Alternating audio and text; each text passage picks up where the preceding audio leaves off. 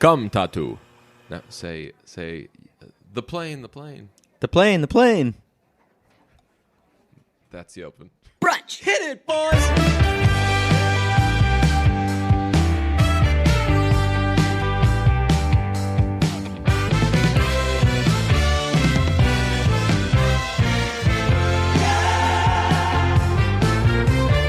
So the open of Fantasy Island, which was a smash 70s TV show, was Tattoo go up to the top of the tower and go, the plane, and it was like a huge thing. It was a hit thing. Didn't know that Fantasy Island was even a thing until like 2 weeks ago. We're talking about that movie today, though. Yeah, I didn't know that it was a thing. I didn't know the 70s show was a thing until literally 30 seconds ago. So it's a remake, Fantasy Island, which... a Blumhouse production. A Blumhouse production starring Lucy Hale. How could this go wrong?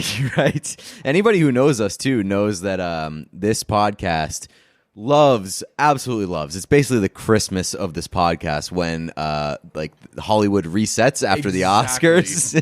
It's a nice little... People like to have like palate cleansers when they've watched a bunch of shitty movies. Right. We like to palate cleanse the opposite way, where we've just watched a shitload of amazing Oscar nominees and just had a great year for movies. Well, the Oscars are over. Great. We're going to go see a shitty-ass Blumhouse movie. Best feeling is when you've had nothing but great movies for like a couple of months, and you get that first January movie in you. Focus will always hold a special place in my heart, because I remember that was a first January movie for me. Okay. And it was... I guess February. Well, today's February. Who are you? This is... whatever. It's Monday, February 18th, and this is brunch. The post-Oscars cycle. I don't know why I associate Focus with January, but the post-Oscars cycle, you've seen nothing but great stuff. And then people say that certain things are like jumping off a treadmill. This is like jumping off a treadmill into... shark-infested waters, basically. Yeah, but like you're kind of like, oh, some sharks. You're like, you don't hate seeing the sharks. Yeah, I think that it's a nice little like, hey, don't take this for granted kind of deal. Where if you were offered, hey, there's going to be a steady stream of good movies with some bad ones mixed in throughout the year, or the way it is now, which is it's going to start really bad. There's going to be some great sprinkled in there, but very rare. And then the real party starts at the end of the year. Which would you take? I like it the way it is now. Just like get all the shitty ones out of the way. I just like knowing that there's like bad movies in season. Yeah, I mean, like I do like that, but I also like the being surprised by a great movie, or I like being surprised by an absolutely piece of shit abomination. So I like to mix them in. The Irishman, 2019. Yeah, so I like to mix them in. Get Out, and rotate. I think that it helps you appreciate them both a little bit more when you kind of had them closer to each other. Yeah, so we were looking forward to this movie big time before either of us knew that it was a remake of something. I've known that it was a remake for like a week, and now I know everything about Fantasy Island. Now I get it, because you were sending me like weird text messages for like the last 4 or 5 days after you'd seen Fantasy Island, and you're making a lot of references to the 70s show, which I didn't know existed, so your texts were very confusing to me. And I told you right after seeing it, like, hey, normally we kind of... We have a sense of what the other thought of something before going in, but we like to get the real stuff out on the podcast so it's authentic. Mm-hmm. But the second that movie ended, I texted you like, oh my God, bottom 10 movie ever. It wouldn't have mattered really anyway, because I saw the Lights Camera podcast. I saw Jeff gave it a 0 out of 100. So I saw that later and I was like... It's not a 0. It was weird because like I agree that it's one of the worst movies I've ever seen, but it's not a 0 just because Jimmy O Yang is good in it. It's not a 0 because I made it through. Like I made it through, and it was definitely not an enjoyable experience, but it wasn't Cats. Cats, right. I was literally like hating the fact that I was there watching it. Agreed. Not so much with Fantasy Island. I was just like, why? Like, what the fuck is going on here? Oh, I really knew the whole. I was like, this is terrible. They don't know what they're doing. This movie has pivoted 1,000 times. Yeah, it doesn't make any sense at all. But anyway, we are very much looking forward to this movie because, as you said, like Blumhouse is kind of our scene in many ways. You know it's not going to be every now and then you get a Happy Death Day, which will surprise you and knock your socks off. But generally, Blumhouse is like okay to bad. You know what I like about Blumhouse, and that's why I'm such a fan of it? There's always something to talk about. There's always something to talk about with a Blumhouse movie. And there's always something to talk about thanks to Blumhouse movies, because there's a new Blumhouse movie every 2 weeks. That's true. Yes. They just absolutely... Blumhouse is in the content game. Yeah. They post. They got a lot of headlines. Fantasy Island. Sometimes they shit post. Right. Fantasy Island. We were both looking forward to it, not only because it was like the first January movie. Let's just use that term. It was the first January movie. But also, it just seemed ridiculous. It's the premise is there's an island that you go to, a magical island, where a guy can grant your fantasies, but hey, your fantasies might not be what they seem, and maybe it gets a little dark. To which I say, no, if it's your fantasy, everything's going to be good in it. You would think so. No, I would know so.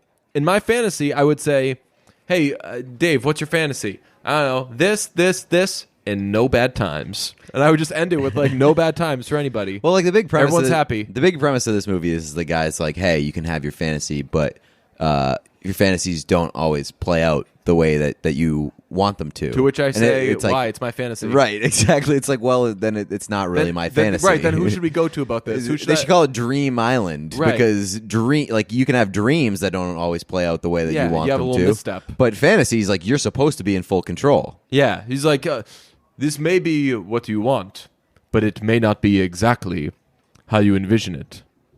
So is there somebody else who has a better idea of my fantasy? Mr. Rourke? Mr. Rourke, played by... What's this guy's name? Michael Pena? Michael Pena. He's in everything. I always wonder, is Michael Pena on Wikipedia listed as... What's the first thing he's listed as, do you think? Actor? An American actor or an American comedian? No, he's definitely an actor, I would assume. He's I would say he's probably listed under American cop actor. He's an American actor and musician. Interesting. But he's just he's a very comical actor. Maybe I'll tell you what, no one has more character in their face than Michael Pena. Yeah, and I think this was good for him because it definitely wasn't good for him because the movie sucks. But he was in a bad movie. But he had an opportunity to be a leading man. He's never a leading man. I feel like he's always plays the second fiddle. He's often someone's favorite part of a movie, though. Yes, he can bring you that. Yeah, absolutely. He can bring you that all day. And so that's the thing. After I saw it, I was like, all right, Jimmy O Yang. I legitimately thought really good in this movie, gold among garbage. I wouldn't say gold, but he was fine. But then I was like, whoa, is Michael Pena bad? I don't think so. Is Lucy Hale bad? Probably. I think she might always be. She might not be that good. Was the guy that played... No, I don't want to go person by person because a lot of them actually were bad. But a lot of them were very, very bad. My point is there were some good performances in this movie. They didn't really have much to work with. And I think that it's okay for us to say... This was a terrible movie. It's not mean for us to say this was a terrible movie because whoever made this movie is a filmmaker.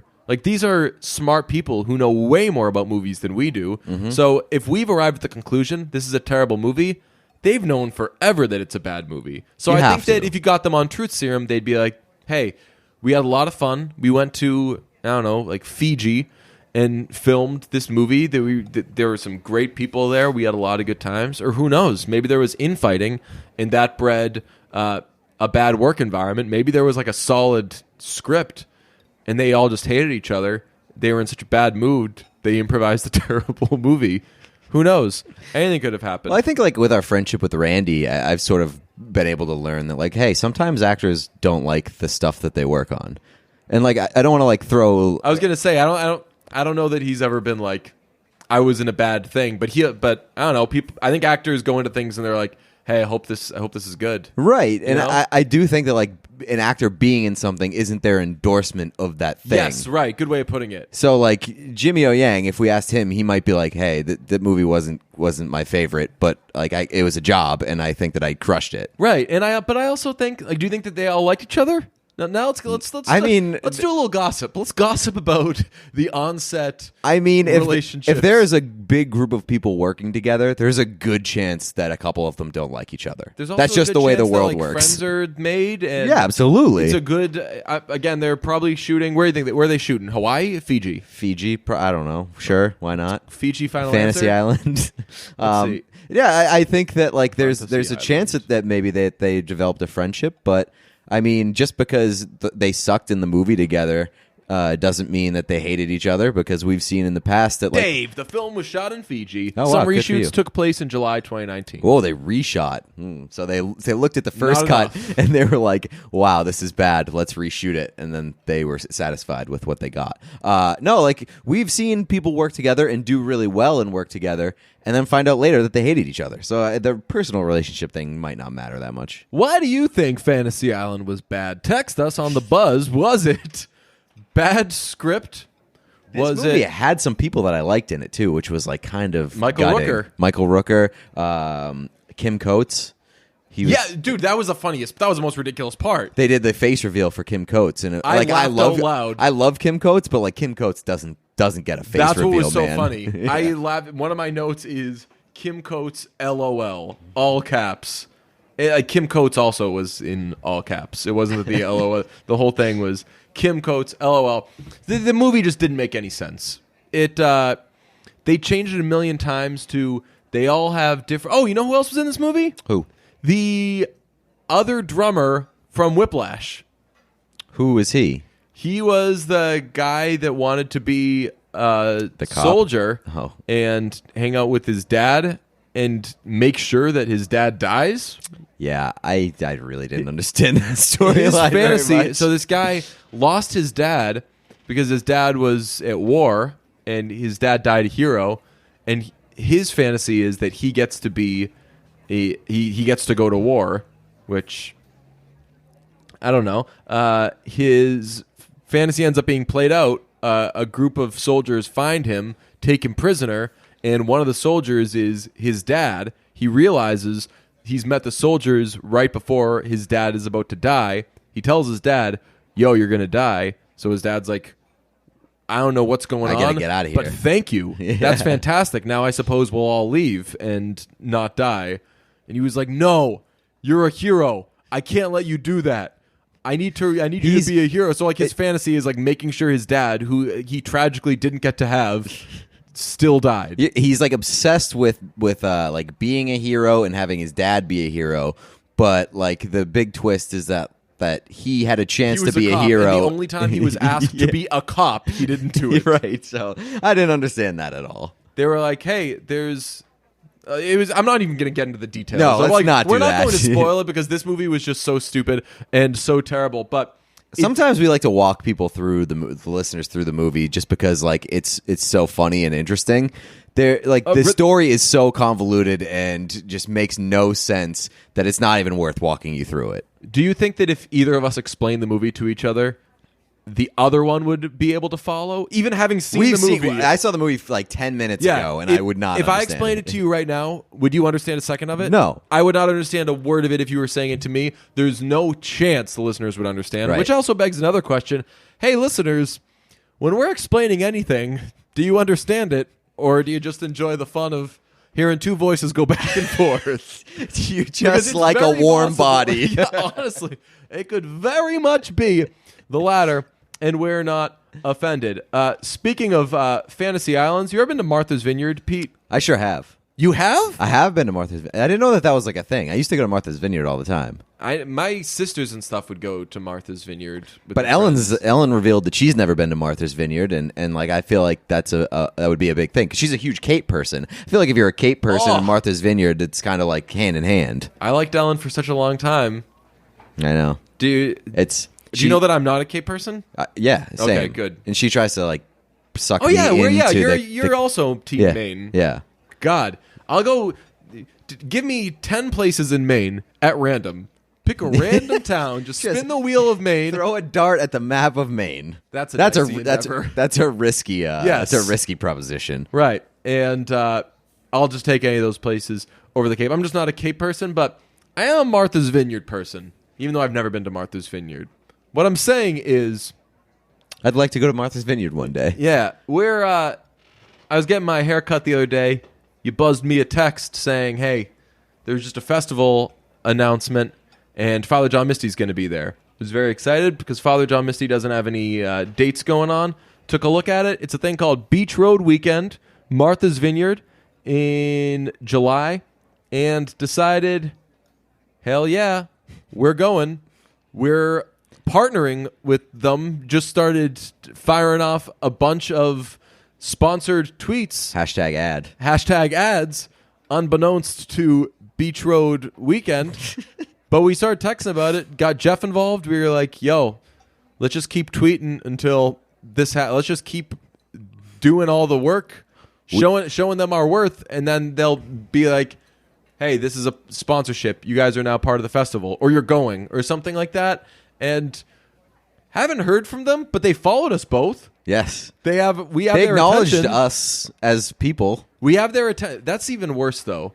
And it's not necessarily worse. I don't like that they can just see it. Like, are they making fun of us, or are they waiting to make their move? Are they like, okay, Yeah, that's happened a few times before with us, where it's like somebody's followed and not like spoken up. They're just sitting in the back of the room watching us. they're just like, They're like when you're in a classroom Yeah. and like the head of the department comes and I was sits in just the about back to say, row. you know what it is? Whiplash 2014. I think it was 2014, maybe 2013. 2014. Whiplash 2014. They're playing in the Nassau Ensemble. Guy from Fantasy Island and his backup, whatever you would call it, Miles Teller, friend of the podcast. And Fletcher walks in. And everyone's like, oh, shit, he's here now. That's what happens when someone like important follows you and doesn't really say anything. Yeah, and they don't acknowledge it at all. They sit in the back of the classroom, and you can just feel like their eyes burning on the back of your neck. Yeah. And so that's kind of where we are with Beach Road Weekend, but you know what? We're going in. It would be silly if we just stopped. It would be very unlike us if we were like, hey, haven't really heard anything. Maybe we don't have this sponsorship that... I mean, we didn't even like ask them for it. It's not like they've said no. We haven't laid out any list of demands at all. Forced that there's that we're involved. We're in bed with Beach Road Weekend, and folks, let me tell you, it's a great lineup. It's Beck, Lake Street Dive, Nora Jones. That is a big three after my own heart. The Revivalists, who I'll tell you, I'm still not quite sure who that is. Head in the Heart, they're okay. I love the Head in the Heart. Really? Yeah, big fan. Okay. I don't dislike don't them. besmirch. I don't dislike them. It's like Their first couple albums were awesome. it's like in Mumford and Sons. They're good. Yeah, that's fine. I don't know. I don't have a problem with Head in the Heart.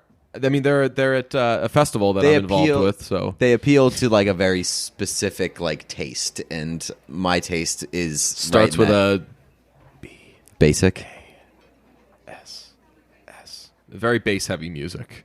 I'm kidding. Yes, Basic. yes. But Father John Misty's playing a solo set. Guster's also going to be there. Band of Horses, Margot Price. There's some high spots on here on the lineup where it says guest to be announced. Mm-hmm. So like there's like a third liner who's missing. So that means that there's another big one added. So we'll be going to that thanks to Beach Road Weekend. Thank you very much. You think that Beach Road Weekend listens to the podcast? They might now. They follow us. They're sitting in the back of the room.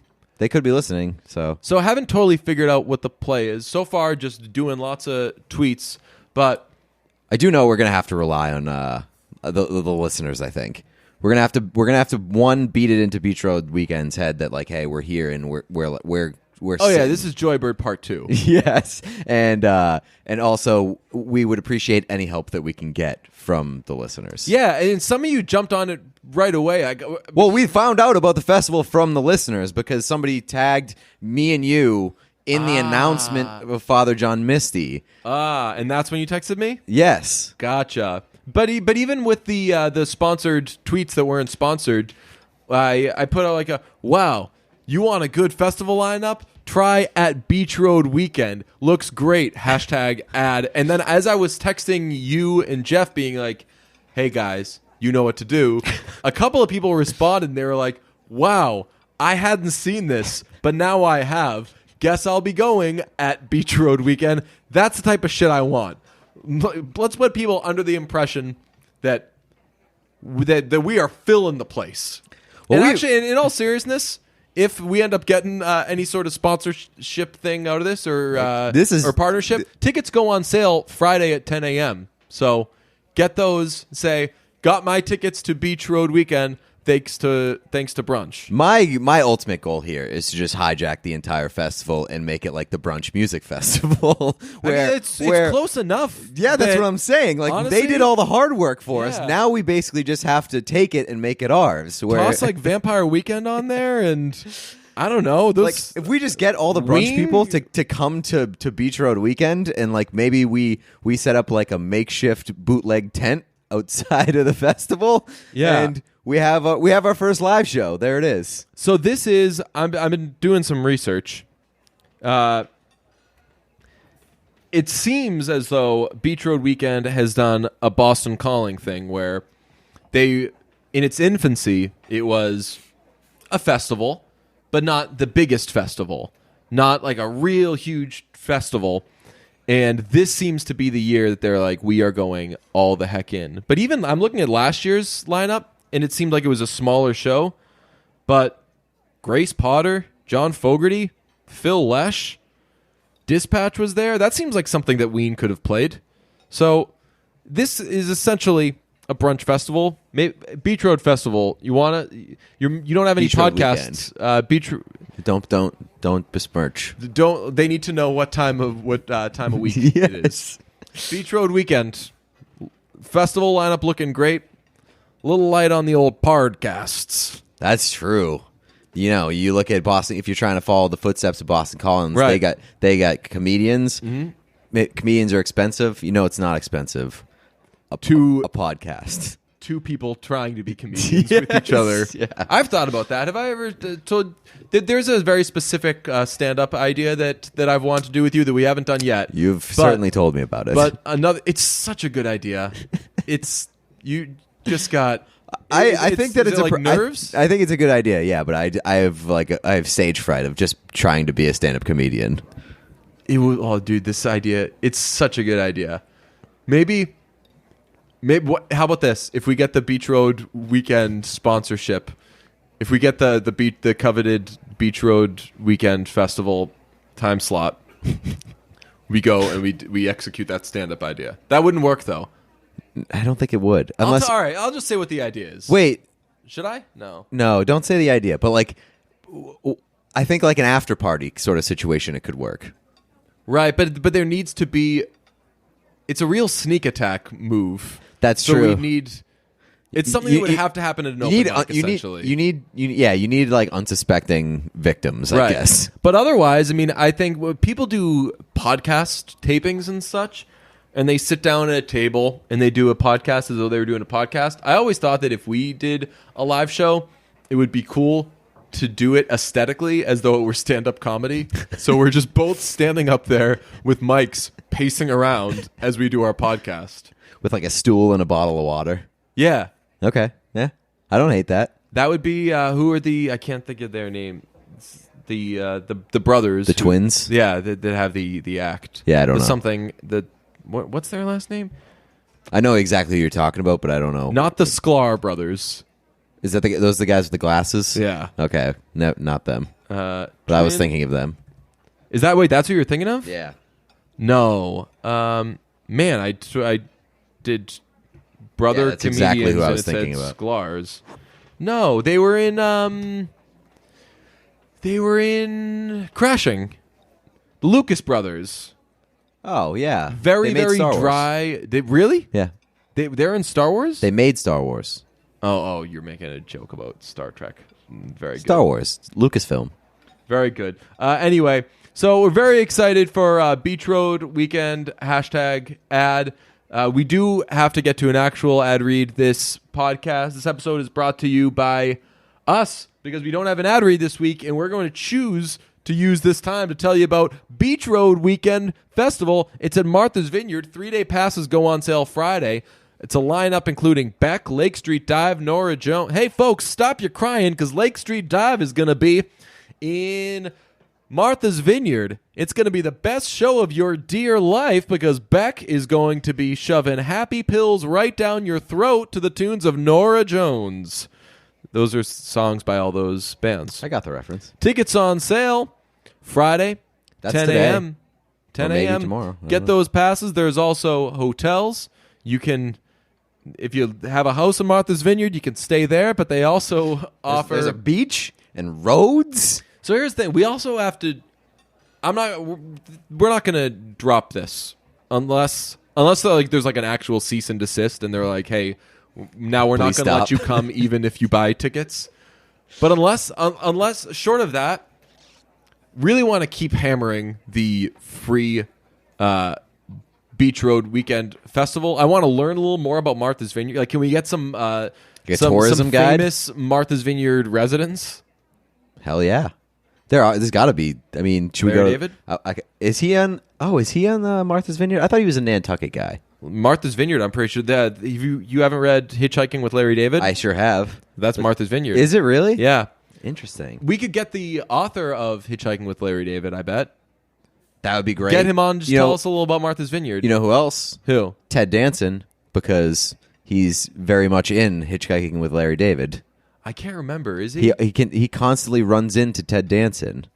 Really? Yeah. And does he And not care? He talks about him and his wife, Mary Steenburgen? Mary Steenburgen. Ah. Very cool. Well, I've never been to Martha's Vineyard. Going for the first time in July, thanks to Beach Road Weekend, Martha's Vineyard Music Festival 2020. I googled Martha's Vineyard famous residents. We've got one Barack Obama, Okay. Reese Witherspoon, Ah.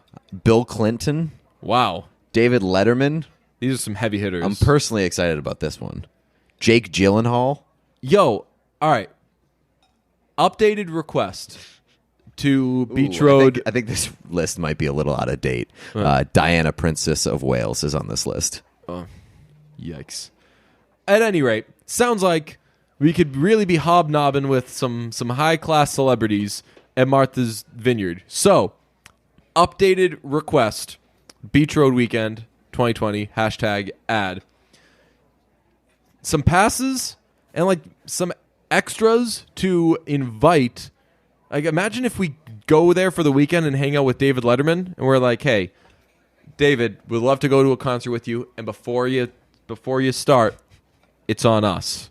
We got these comped courtesy of Beach Road Weekend #ad. Now come on, let's listen to a Father John Misty acoustic set. I could see Letterman being into Father John Misty for sure. I could see David Letterman and Father John and Josh Tillman having the most interesting conversation in the world. That would be my favorite interview. If someone's like, hey, if you could interview anybody, who would it be? I would say Josh Tillman, and I'm not the interviewer, it's David Letterman instead. That's a good pick. And I'm in the audience in like the 7th row to the right, so there's no way either of them can make eye contact with me, and I can't be involved in this at all.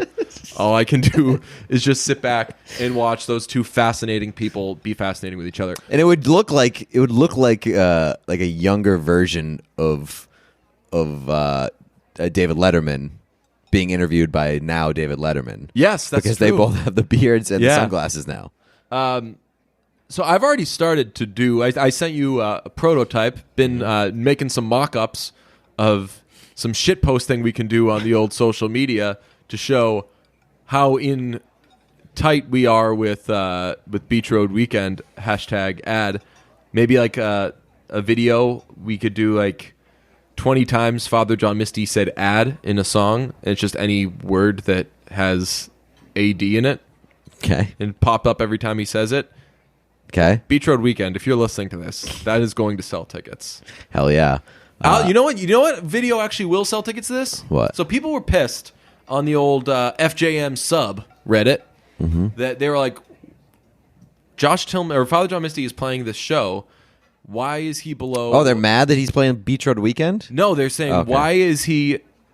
why is he listed below Lake Street Dive? Who I think can all agree. I'm probably one of the 10 biggest Lake Street Dive fans on the planet, but I would say that Father John Misty, I think, is more popular. Yeah, what's going on the Lake Street Dive subreddit? I don't know. I don't like the way you just said. Well, let's answer that question right now. I mean, I guarantee it's not as interesting as what's going on in the Father John Misty subreddit. Do you ever check out the subreddit Father John Missed Me IRL? No. It's all terrible memes based on Father John Misty. It's where I found the, yeah, sex is nice, but have you ever listened to pure comedy 5 times in a row? Oh, my God. See, Anyway. like, there's no way that Lake Street Dive has a parody subreddit. I bet they do. Lake Street Dive is a fun time. But they were like, well, why would Father John Misty be below like Lake Street Dive? Nora Jones, you could understand. Beck, you could understand. And my answer to that is like because it's a solo set that he's just kind of probably going to be sitting there with a stool, and that's probably not as Grand. right, exactly. As grand a way, perfect to end an evening, because you would think those 3 are going to be ending each evening. I like that too, because that means that you're probably going to get Father John Misty at like sunset, Exactly. right by the beach. Fuck yeah. Exactly. And I was thinking about this. When I think Father John Misty solo set, I think of Newport Folk Festival the day after the infamous rant. There's a great video, one of my favorite YouTube videos. It's just like a fan shot thing of him addressing the rant. Well, I got in front of a battleship the day after our idiot king was coronated and felt genuine despair and stood around backstage with other people feeling genuine despair. Because I'm not overtly political, and started to really regret that all of a sudden, and figured I'd make up for lost time. And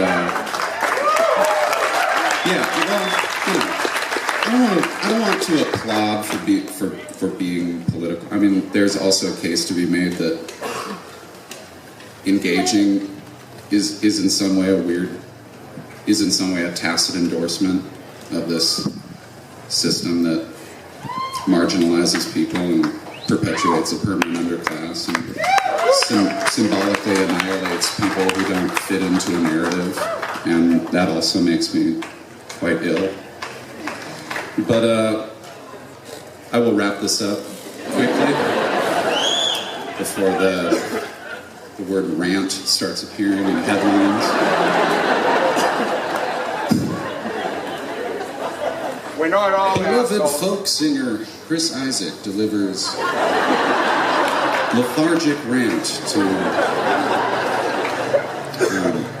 but I see a correlation between passivity and entertainment. And it was, for some reason yesterday, I couldn't bring myself to be entertaining, and I think that there's value in that occasionally, and I tried it. I don't really know how it went over, but I meant it. It was authentically bizarre and sad, but I think sadness is sort of what we need right now, more than outrage, which is sexy and makes us feel good. But it might be a time to take a second and be profoundly sad. The state of affairs. But that it's one of my favorite videos because it's just like a very kind of intimate, cool thing, and I think that's going to rule. Also, I'm just not. My body doesn't like to go like a year without seeing Father John Misty, so that'll be very cool because we're going #ad. And I also like the idea of just like a like Martha's Vineyard is a small place, Yeah. and there's going to be all these people packed in there hanging out for over the course of 3 days. I think there's like some cool bonding opportunities that could happen at Beach Road Weekend. You know what else is cool about this? What? You never announced your retirement, but this would be a little 2005 Billy Joel from your boy Dave Bean coming out of retire. I hung him up from festivals. Yeah. I've been retired from festivals. I'll tell you There's what, helicopters and drones. You retired from festivals. I retired from music altogether. True. Oh yeah, you. This would be like I'd be coming out story wearing the topped 4 me or big 5, time, bruv. yeah, I'd be wearing the 4 or 5 at this music festival. The 4-5. It's Pedro Martinez? no coming out like Jordan wearing the 4-5. Oh, okay. That's a cool basketball reference. Yeah, Why didn't I get that? I have no idea. Why did I think That's I like a get- Jay-Z lyric and Why did like I a go pop right- culture thing. I went right to Pedro. I mean, was that's like, like wait, the most I'm not supposed to go to. You're not. This isn't like a Trump reference. Yes. Big Trump reference. No, yeah, Jordan in the 45 Bull jersey. Let's see. I'm checking out the Lake Street Dive subreddit. By the way, How's it looking? let's see what the most I do like. I know that it people asking for tickets. Lake Okay. Street. I'll tell you what. Lake Street Dive sells out every show they play, no matter where they play. They're. Let's see. I do like. I know that they put it there for a reason to like specify that he's going to be. It's a solo set. It's going to be kind of low key. Yeah. But I do love that it's just like Father John Misty has the only solo label on the entire lineup. That seems very on brand. That's right. It's like Just this Father guy by John himself. Misty in parentheses. Actually, it'll be just Josh Tillman. It should for like every Father John Misty show. In It should, parentheses, real name Josh Tillman, for every Father John Misty show, it should say Father John Misty solo formerly of with guests. solo with guests, with guests. and then in parentheses, not the other Fleet Foxes. In parentheses, because you see, he was in Fleet Foxes. So this is maybe this is gonna be like a 9.5 hour episode because we're just gonna put at the end some Lake Street Dive music, some Father John Misty music, and also some music from this guy, which is really the crux of this episode. This is an Herve Villachaize tribute episode. You know who that is? I'm guessing that's the guy from Fantasy Island. It's the guy from Fantasy Island. All right, so I looked Oh, up I like this little sandwich that we've got going on. A Fantasy Island sandwich? Fantasy Island, Beach Road Weekend, Fantasy Island. What's the name of the episode? Fantasy Beach Dreams Come True Festival Weekend, in parentheses, Herve Villachaize tribute episode.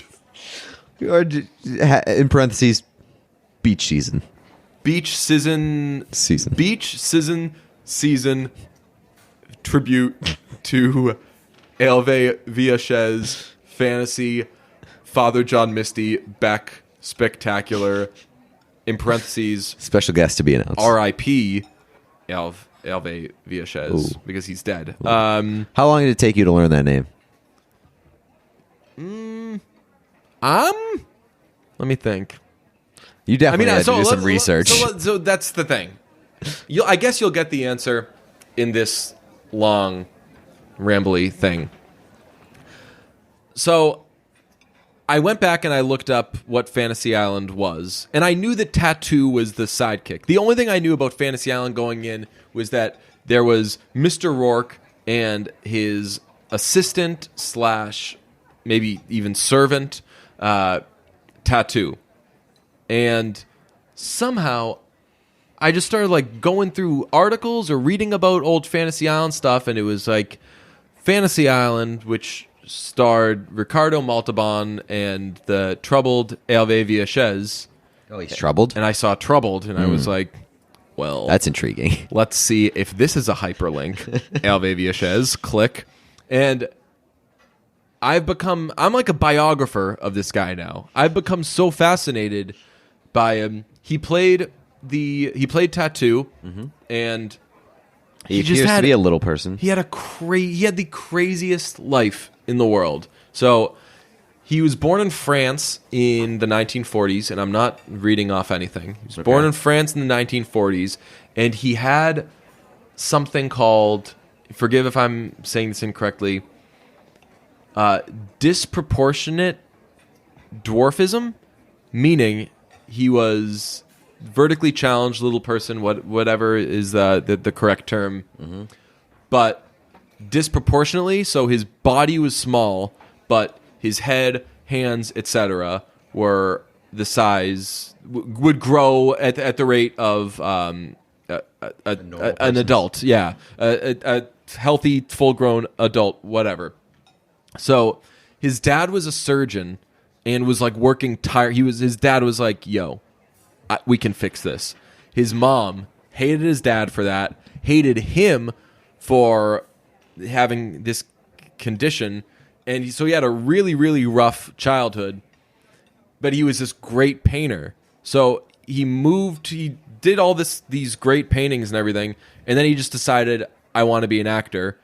Moved to New York, was in a James Bond movie, and over time, I don't know what it was, but he was like a horrible, horrible sex addict. You would go on a shoot for a movie, legitimately, and I'll tell you, I've read everything that's now been written about. If there's a book, I'm probably going to get it. I've watched a movie about him. I've listened to podcasts about him. He'd go on a shoot, and like a movie shoot, so he's there for I don't know how long or whatever, and he would sleep with like 35 women.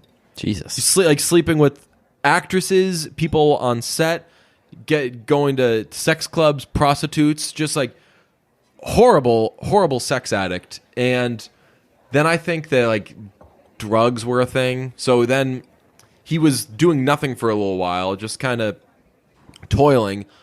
And then Aaron Spelling created Fantasy Island, and they cast him, and he became this huge star again.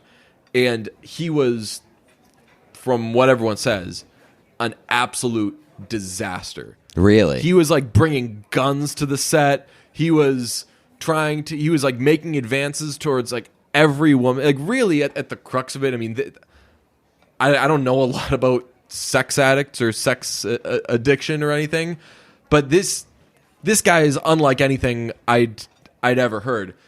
So he was and like I'm looking up pictures and stuff. That's very bad news because Fantasy Island incorporated a lot of women. A lot of like scantily clad women on the show. I think like the Fantasy Island was born, I learned this in a podcast, was from they were kicking around ideas for a show and they couldn't think of anything, and someone said, well, what do you want? Just I think someone like wanted something maybe a little more like risque or something, and someone was like, well, what do you want? Just an island where everyone goes to have all their like sexual desires fulfilled. And they were like, bingo. That's the idea. Yeah. All right, let's work off it. What can be? So it was like often like well-known actors would come by for one episode at a time. So was this like was the show like a big sex thing? Because in the movie they do say like most of our guests are like they come here for weird sex things. So I watched one episode of it. Okay. It was the only episode I could find, and it was a later season episode. So Tattoo was not in it, so I turned it off. Okay. But their things that would were make not sense though. sex Like stuff. That would make sense though. That like the show would be heavily like sexual, right? And then the movie would sort of like make fun of that in a Blumhouse way, where they're like, yeah, now we're gonna do something different. It certainly wasn't as scary as Blumhouse was trying to position itself to be. So he was a nightmare on set, and everything that Ricardo Montalban, who is the star of the show, played Mr. Rourke, everything he got, Herve would threaten to quit if he didn't get the same thing. So like they made a change to like Ricardo Montalban's trailer, and they're like, all right, you have to get him the same exact trailer or he walks. And they were like, dude, he needed this change because of like something that they would have nothing to do with you, and he Just was like an ego doesn't thing? matter, Yeah. right? Horrible ego, and he got a ton of fan mail because everybody loved him so much, and he was like constantly tormenting Ricardo Montalban, like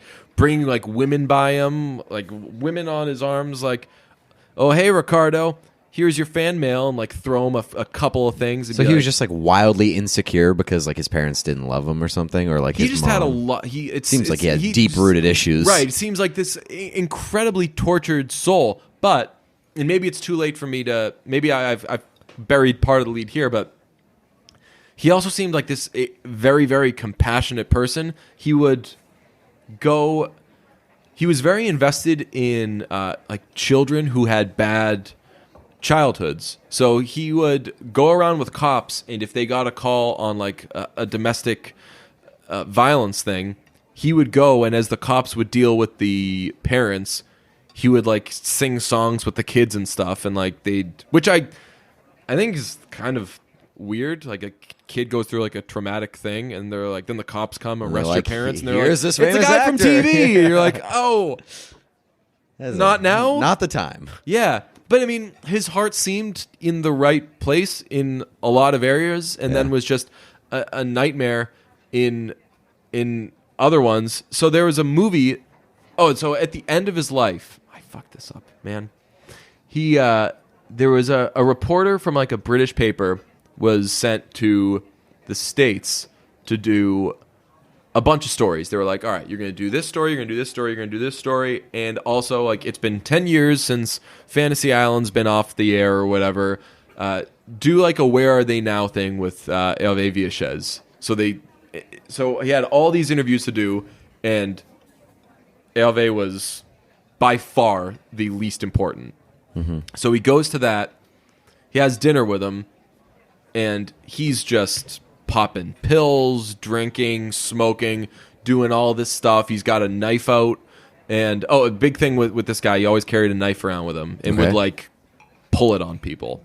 Well, yeah, that's a bad mix. You're, like, fucked up on pills and drinking all the time, and you've got a knife that you love. Yeah. Well, again, he was also legitimately, like, bringing loaded guns to Fantasy Island. Not the best. Which is crazy. So,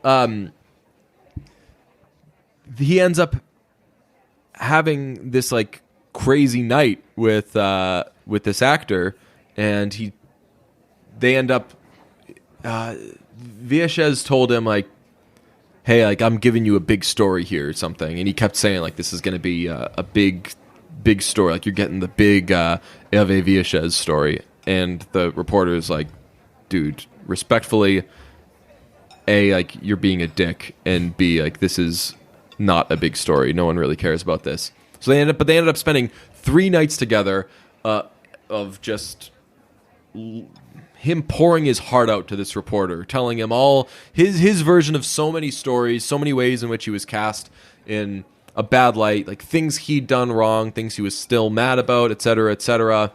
And so the reporter got back to got back to Britain, got a call from Herve's girlfriend, who he'd met during those 3 days. Herve killed himself. Oh.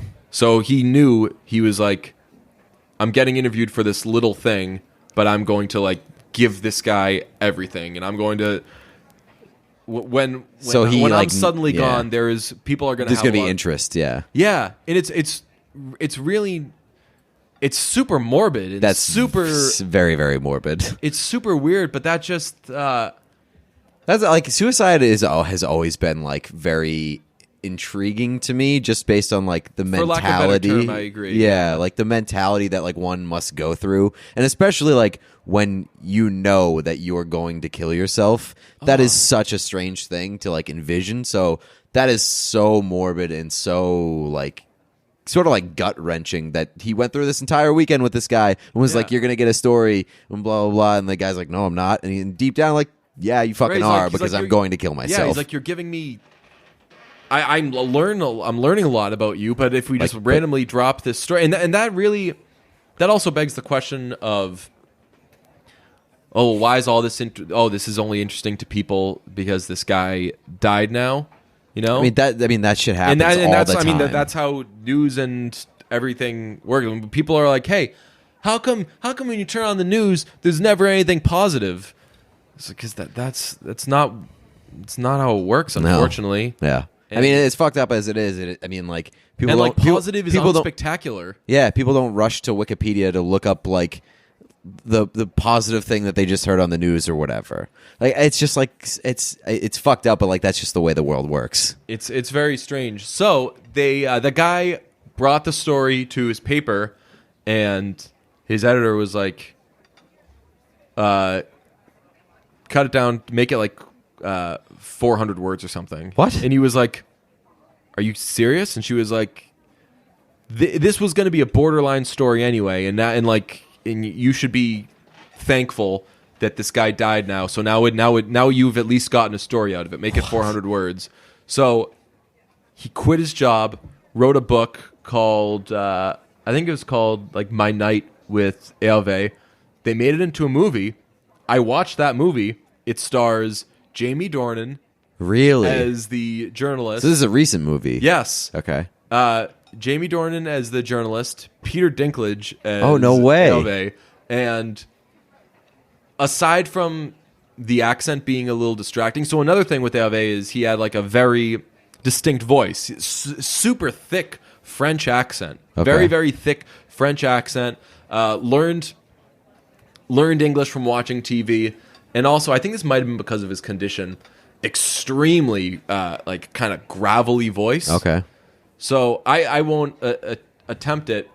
We'll play a clip of him. And it was really interesting. And I watched it. I'm probably going to go read the book. I don't know why. This guy just interests me. Quality of the movie? Quality of the movie, solid. Okay. Solid.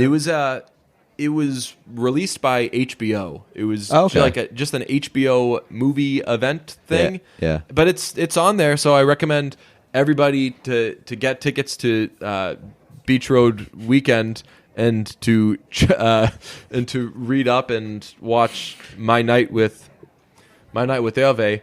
How was Jamie Dornan? We've long Really wondered. good. Really? Yeah. We've long wondered I had how good of an actor he is. Don't know if he's a good actor, but he was really good in it. Yeah. He I don't know if this was the case with the person in real life, but this guy was recovering alcoholic. Okay. So that's a bad person to be around. So having to be around this No, guy. that came out wrong. Bad person. Herve Yes. Yes. Herve was a bad person for a recovering alcoholic to be around. And so it's just really interesting. That's a very interesting movie because it's one person who, I mean, everybody has their demons, and it's ridiculous that, like, only in the last few years has that been, like, breaking news. Right. But it's one person with a lot of demons, coming to grips with them, things that he's done wrong, and he goes to just interview this guy, and he's kind of hit in the face with a bunch of this guy's demons. So I'd recommend it, and I'd just recommend thinking about Herve. He was not a perfect person by any stretch of the imagination. Again, did a lot of things that I wouldn't do, but he really seemed like a tortured soul, but also somebody who meant well. On this very special episode, we'll leave you with a clip of Herve Villachaize with Merv Griffin.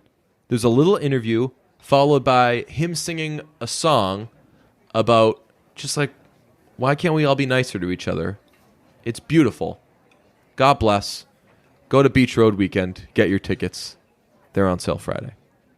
From Fantasy Island, Herve Villachaize.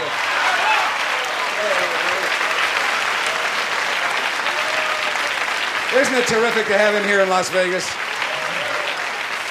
Thank you, thank you. I thought Charo's baby walked in for a minute. I didn't know. How are you, Herve? Fine, you look like somebody I know.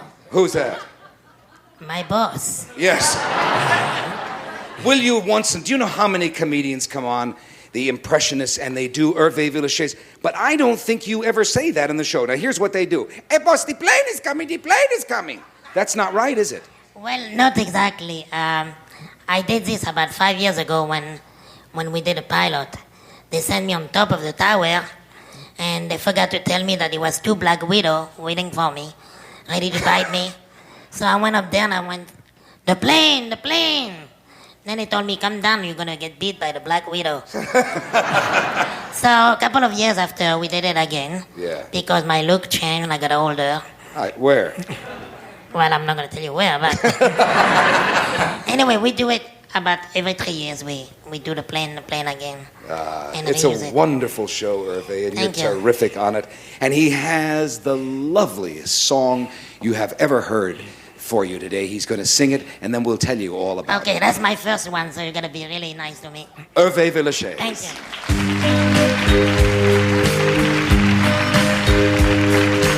Why do people have to fight? Why don't they learn to do what's right? Why do they hurt each other so?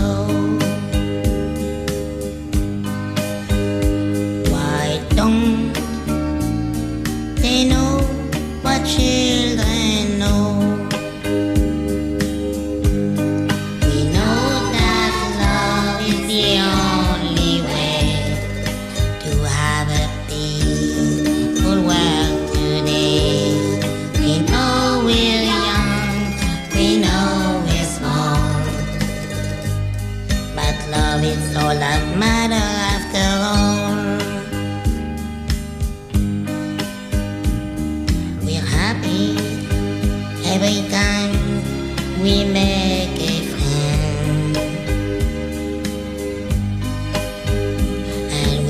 keep dreaming dreams that never end. We greet each morning with a song, and most of all we get along. Why let your life go by so fast? Take time to love and make it last. We may not know the things you do, but we have dreams and we love you. Why let your life go by so fast? Take time to love and make it last. We may not know the things you do, but we have dreams and we love you.